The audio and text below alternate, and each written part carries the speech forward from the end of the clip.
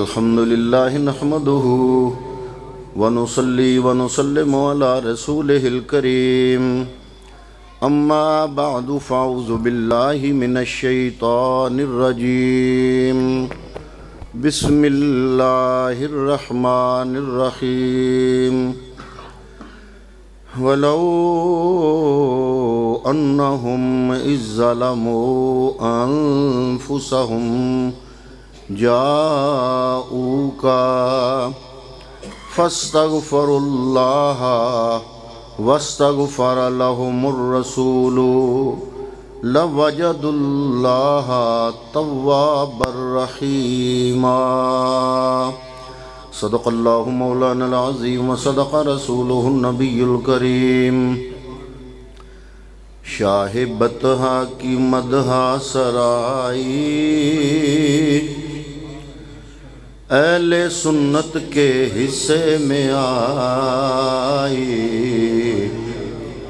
شاہ بطحا کی مدحا سرائی اہل سنت کے حصے میں آئی بگڑی آقا نے سب کی بنائی بگڑی آقا کی سب نے بگڑی آقا نے سب کی بنائی اپنی قسمت جگائے ہوئے ہے بگڑی آقا نے سب کی بنائی اپنی قسمت جگائے ہوئے ہیں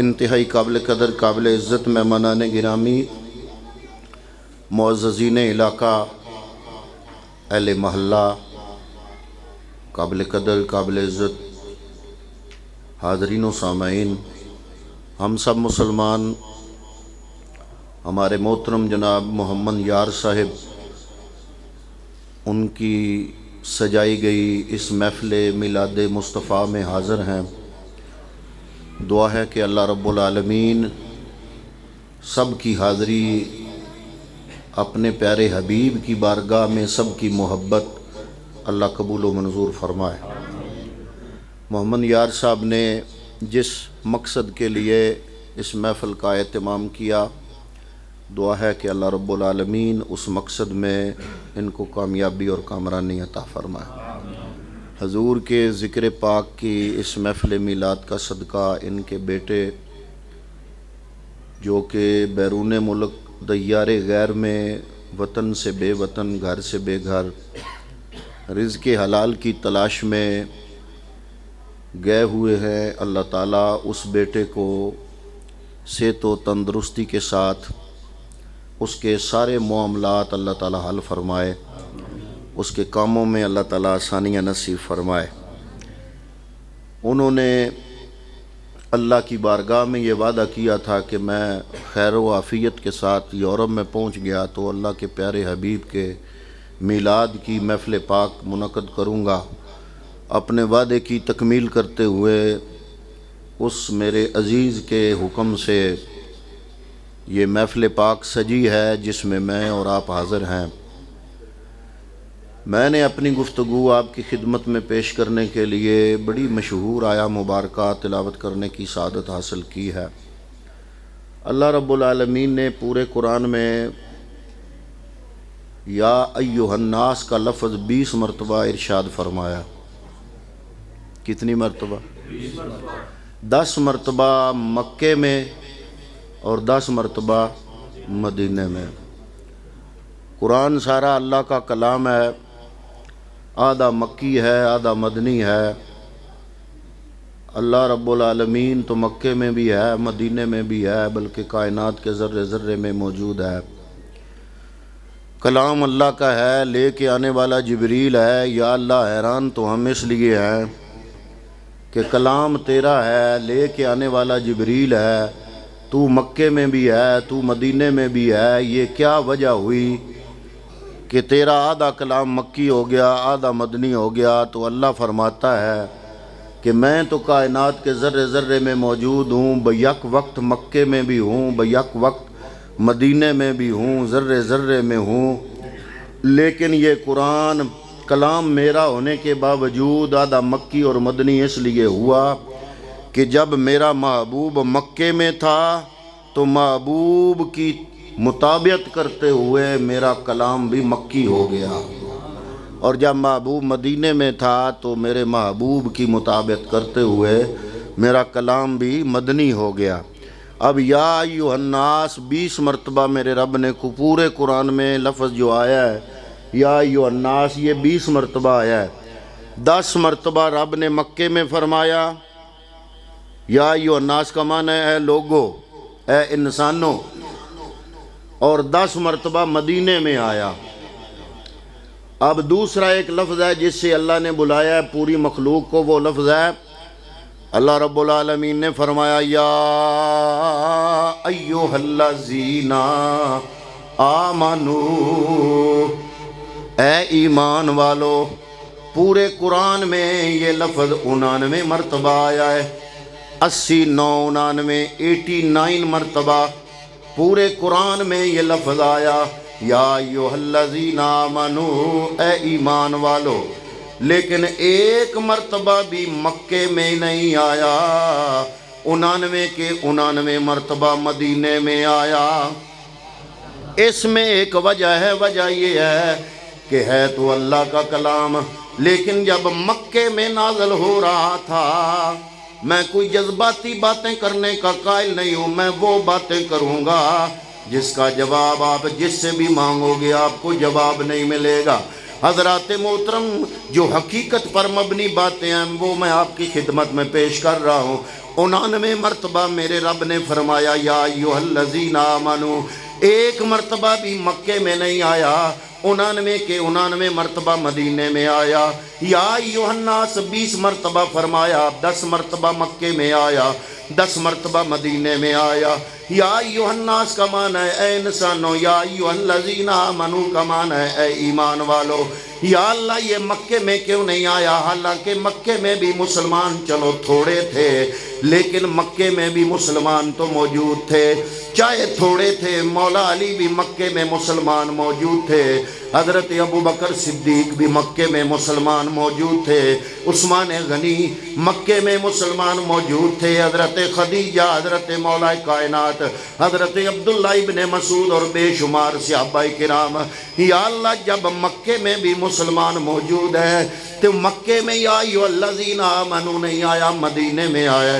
فرمایا مکے میں میرے کلام کا مزاج اور تھا، مدینے میں میرے کلام کا مزاج اور ہے۔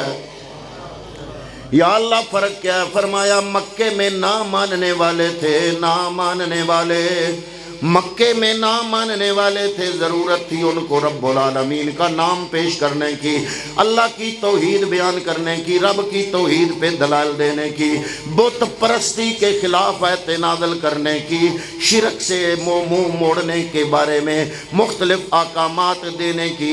یہ موقع محل تھا مکے کے اندر، تو اللہ رب العالمین نے فرمایا مکے کے اندر تھے نہ ماننے والے اور مدینے کے اندر تھے ماننے والے۔ نہ ماننے والے، نہ ماننے والوں کے سامنے رب نے اپنا انداز خطاب جو فرمایا، انداز خطابت فرمایا، جو مخاطب کرنے کا لہجہ تھا، مکے میں میرے رب کا لہجہ جلالی ہے، مدینے میں میرے رب کا لہجہ جمالی ہے۔ اب بھی اگر کسی گروپ، فرقے یا جماعت یا کسی مسلک یا کسی عقیدے والے بندے کو ہم سنیوں کے میلاد کی محفلوں کی سمجھ نہ آئے تو گویا اس نے قرآن سمجھا نہیں ہے۔ قرآن حضرات محترم یہ 30 پاروں پر مشتمل، 114 سورتوں پر مبنی، آدھا مکی ہے آدھا مدنی ہے۔ مکے میں مزاج اور ہے، مدینے میں مزاج اور ہے۔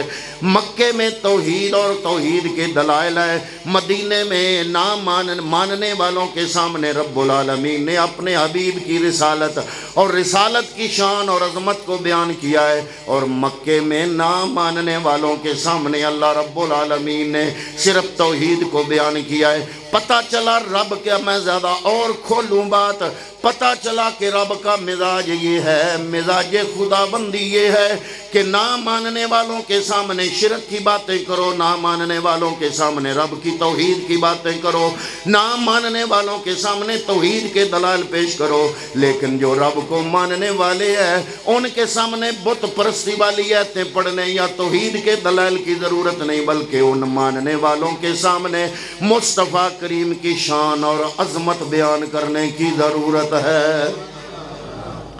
لیکن افسوس کچھ لوگوں کو قرآن کا مزاج سمجھ نہیں آیا، سمجھ آئے گا بھی نہیں، کیونکہ یہ ان کا کام نہیں، یہ اہل سنت کا کام ہے کہ شاہ بطحا کی مدحا سرائی، شاہ بطحا کی مدحا سرائی اہل سنت کے حصے میں آئی، شاہ بطحا کی مدحا سرائی اہل سنت کے حصے میں آئی، بگڑی آقا نے سب کی بنائی، بگڑی آقا نے سب کی بنائی، اپنی قسمت جگائے ہوئے ہیں۔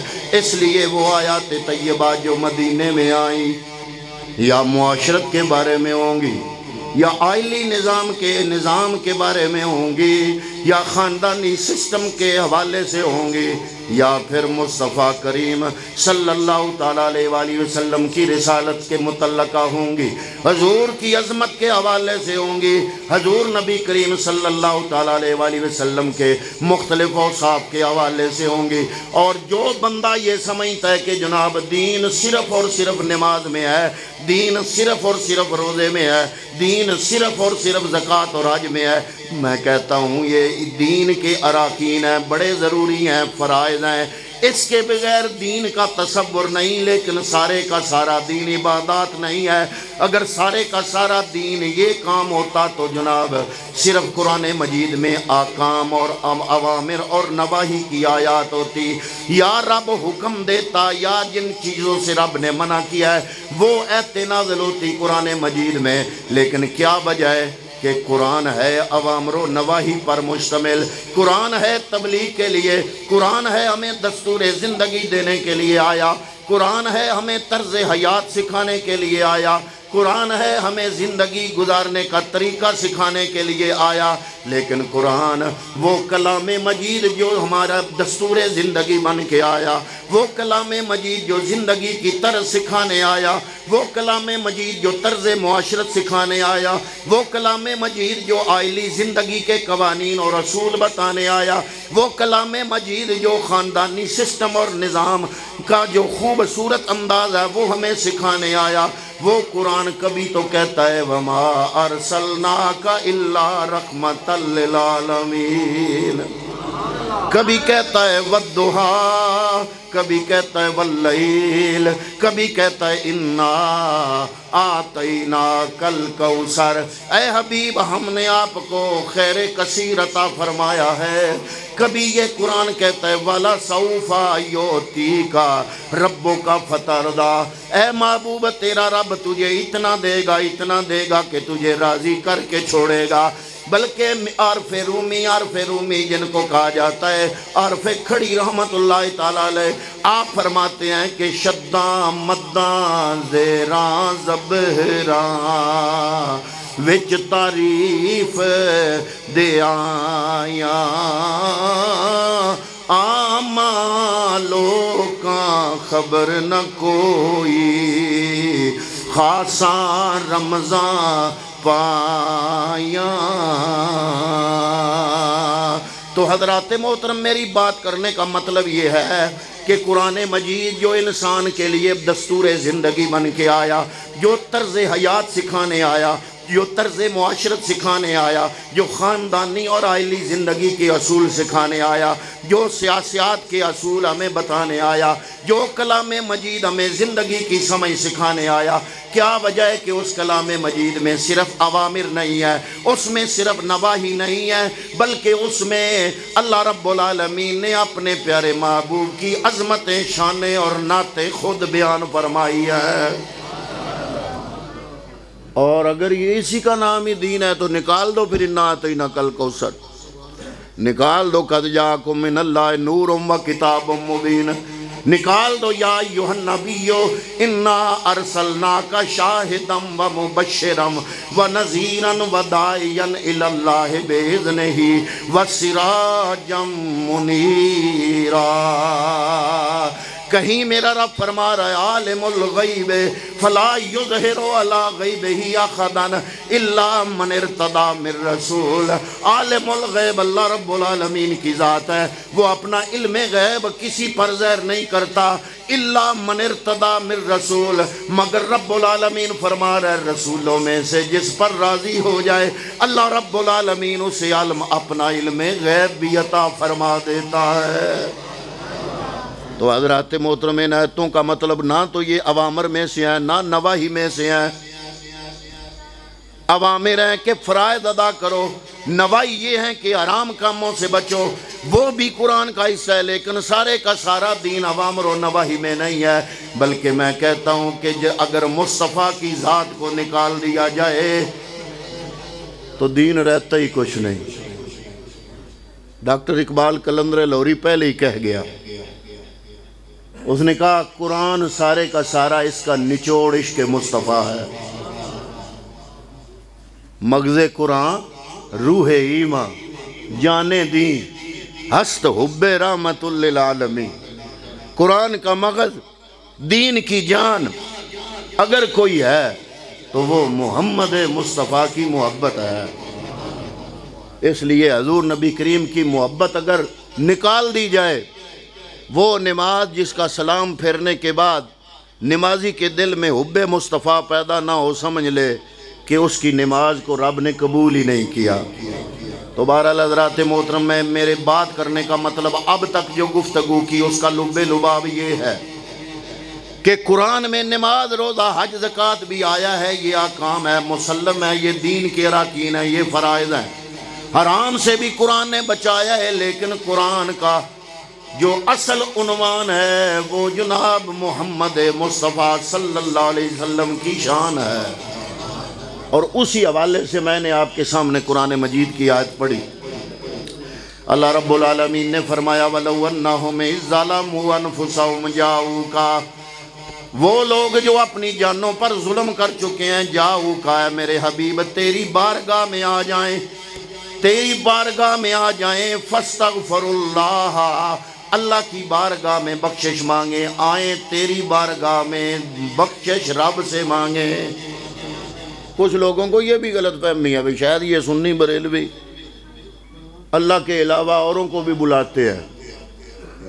ہم کہتے ہیں تین کام سوائے اللہ کے ہم کسی کے لیے قائل نہیں ہیں، عبادت صرف رب کی کرتے ہیں، دعا صرف رب کی بارگاہ میں مانگتے ہیں، اور نظر ماننا جس کو آپ پنجابی میں منت کہتے ہیں، کسی پیر فقیر کا نام لے کے ہم نظر نہیں مانتے، بلکہ کسی پیر فقیر کا نام لے کر منت ماننا یا نظر ماننا یہ شرک ہے۔ ہم خدا بند قدوس کا نام لیتے ہیں، رب کا نام لے کر رب کی بارگاہ میں وعدہ کرتے ہیں کہ یا اللہ میرا یہ کام ہو گیا تو میں تیرے فلاں بندے کے نام کے 2 رکعت نفل پڑھ کے ثواب اس کو پہنچاؤں گا، یا ایک دیگ تیرے رستے میں دے کے ثواب اس کو پہنچاؤں گا، کلام مجید کا ختم کر کے تیرے ثواب تیرے فلاں نیک بندے ولی کامل کو پہنچاؤں گا۔ حضرات محترم، جو عورتیں یا جو لوگ کسی پیر فقیر یا کسی صاحب مزار کا نام لے کر ان کو مخاطب کر کے منت مانتے ہیں، وہ ہمارے نزدیک بھی شرک کرتے ہیں۔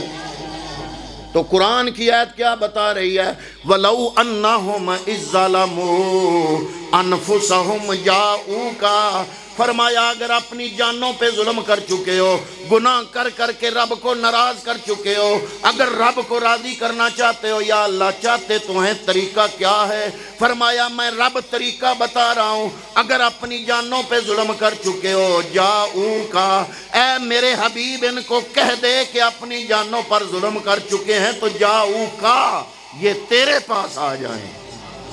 پہلا کام کیا ہے؟ مصطفیٰ کے پاس آ جائیں۔ بولیے پہلا کام کیا ہے؟ مصطفیٰ کے پاس آ جائے۔ اب آپ سوچیں گے کہ نبی کے پاس جناب ہم کیسے آ جائے؟ جناب جیسے آ جائے ہوئے ہیں، روز روز محفل کی اگر گنجائش نہیں ہے، وضو کر کے منہ قبلہ کی طرف کر کے سونے کا تصور کر کے درود پڑھ تو سمجھ جیسے جاؤں کا پہ عمل ہو گیا ہے، جیسے تم مصطفیٰ کی بارگاہ میں ہو۔ آج محمد یار صاحب نے ہم سب کو اکٹھا کر کے جاؤں کا پہ عمل کرایا ہے، نبی کے در پہ آ جاؤ، آج ہم آئے بیٹھے ہیں۔ تو اللہ نے بھی بخشش کا وعدہ تو کیا، شرطیں رکھی 3۔ پہلی شرط فرمایا جاؤ کا میرے نبی کی بارگاہ میں آ جاؤ۔ دوسری فرمایا فاستغفر اللہ، آؤ نبی کی بارگاہ میں بخشش رب سے مانگو۔ بخشش کس سے مانگو؟ سارے بولو، بخشش کس سے؟ وہ لوگوں کو ہمارے بارے میں کوئی بڑی غلط فہمی ہے، سمجھایا کرو لوگوں کو۔ میرے امام اہل سنت نے یہ گتھی سلجھائی بڑے خوبصورت طریقے سے۔ آپ نے فرمایا رب ہے موتی میمین توئیں موتی میں نے عطا کرنے والا، رب ہے موتی یہ ہے قاسم رزق اس کا ہے کھلاتے یہ ہیں، رب ہے موتی یہ ہے قاسم۔ حضور نبی کریم صلی اللہ علیہ وآلہ وسلم کی حدیث پاک بھی ہے، حضور نے فرمایا واللہ یوتی انما انا قاسم، اللہ عطا کرتا ہے، تقسیم کرنے والا صرف میں محمد مصطفیٰ ہوں۔ اللہ حضرت نے میرے نبی کی حدیث کا ترجمہ کیا، رب کے قرآن کی اس آیت کا ترجمہ کیا۔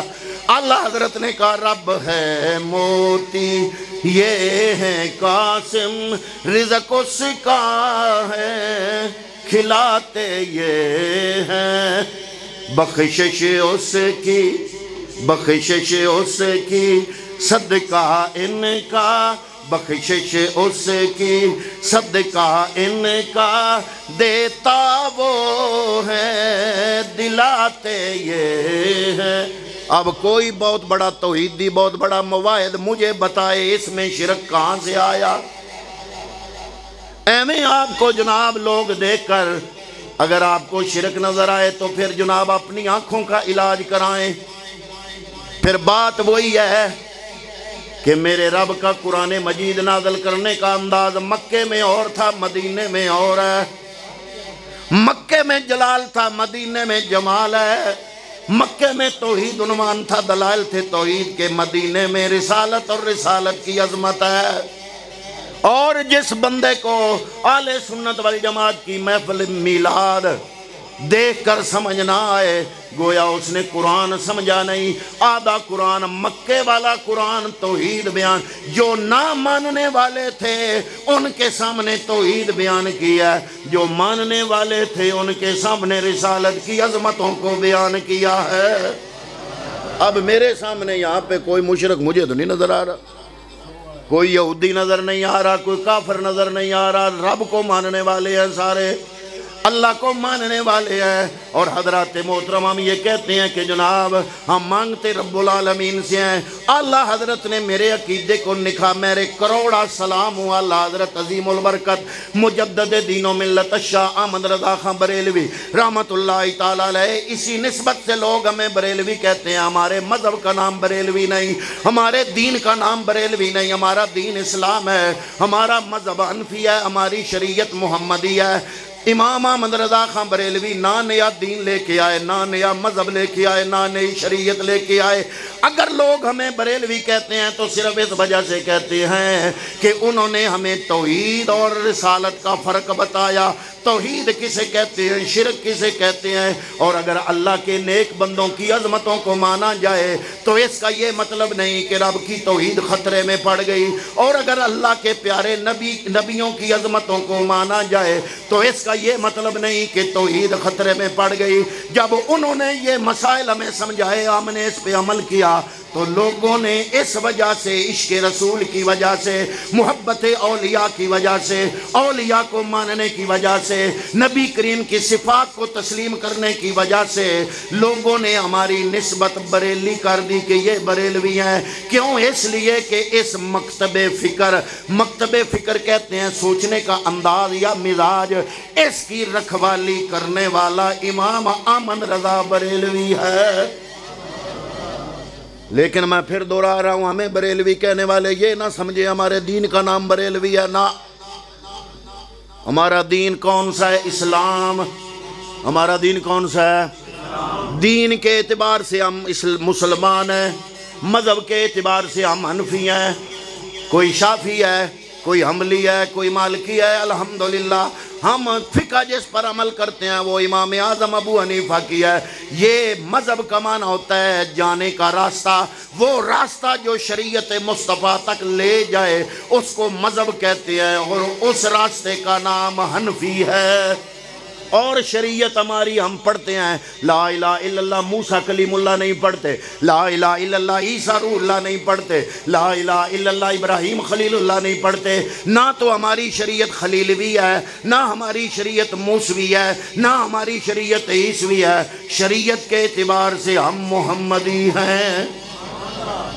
شریعت کے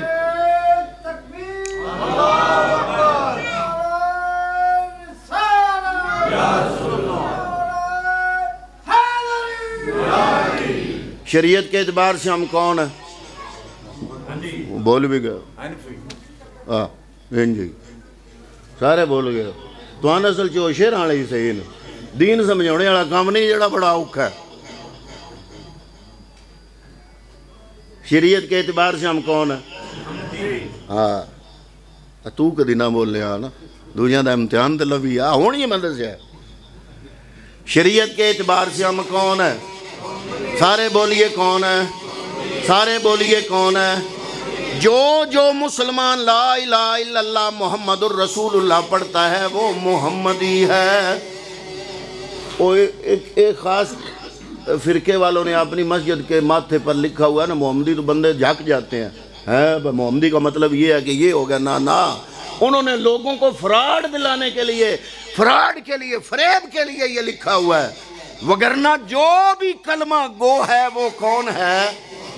بولیے بولیے سارے بولیے، ہر کلمہ گو کون ہے؟ محمدی ہے۔